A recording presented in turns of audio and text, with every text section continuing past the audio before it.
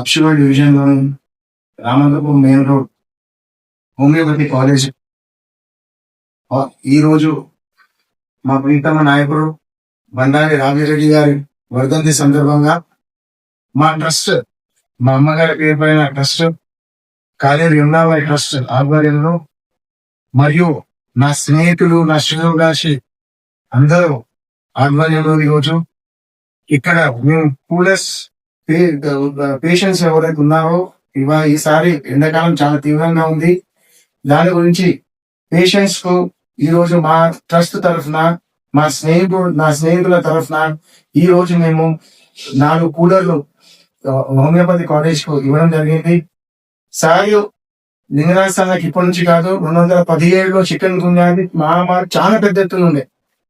ఆ రోజు సార్ నాకు 30,000 మందికి చికెన్ గున్యా ఇది మెడిసిన్స్ నాకు ఇచ్చాడు. నవీన్ మెడిసిన్ నువ్వు ఖాళీ బాటిల్స్ తెచ్చుకోవాలి, మెడిసిన్ మొత్తం నేను హాస్పిటల్లో తయారు చేసి ఇస్తాను, అందరికి మాకు కూడా హెల్ప్ చేసినట్టు ఉంటది.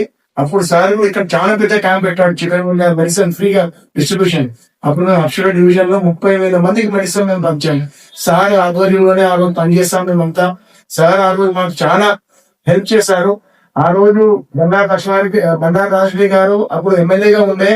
అప్పుడు సార్ మాకు చెప్పాడు, ఇట్లా సార్ హోమియోపతి కాలేజ్కి వెళ్ళండి, అక్కడ సార్ మీకు మెడిసిన్స్ ఇస్తారు, ఇంటింటికి వెళ్ళి చికెన్ గున్యాది మెడిసిన్ పంచండి అంటే అప్పటి నుంచి మాకు సార్ పరిచయము.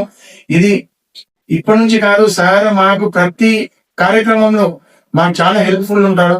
అప్పుడు కరోనా టైంలో కూడా సార్ ఫోన్ చేశాను, నైట్ 12:30 ఫోన్ చేశాను నేను, సార్ ఇలా పేషెంట్ ఉంది అంటే అదే నా దగ్గర ఫెసిలిటీస్ ఉన్నాయి, మీరు తీసుకోండి, మనం మెడిసిన్ మీరు చేస్తాము, తీసుకొస్తున్నాం, కొంచెం జాగ్రత్త తీసుకోండి అవి ఇక్కడి వరకు అని అన్నారు. ఆ రోజు కూడా చాలా మంది రోగులకు హెల్ప్ చేశారు సార్.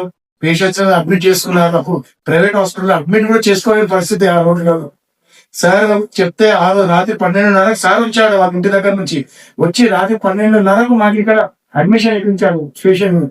ఆ పేషెంట్ అదృష్టం మంచిగా ఉంది, చాలా మంచిగా హాస్పిటల్ నుంచి బయటకు వెళ్ళారు. అలా చాలా మంది పేషెంట్స్ మేము అప్పుడు 2019 లో అనుకోండి, 2020 లో అనుకోండి, సార్ సహకారంతో చాలా మంది పేషెంట్స్ ఇక్కడ మంచిగా వెళ్ళారు. అదే విధంగా సార్ మీ ఆశీర్వాదం మా పైన ఎల్లప్పుడూ ఉండాలా. మీరు ఇక్కడ చాలా సేవ చేస్తున్నారు, మాకు కూడా దాంట్లో కొంచెం అవకాశం ఇవ్వమని మీ హాస్పిటల్ మీ ప్రిన్సిపల్ ఉన్నారు ఇక్కడ, నేను కోరుకుంటున్నాను.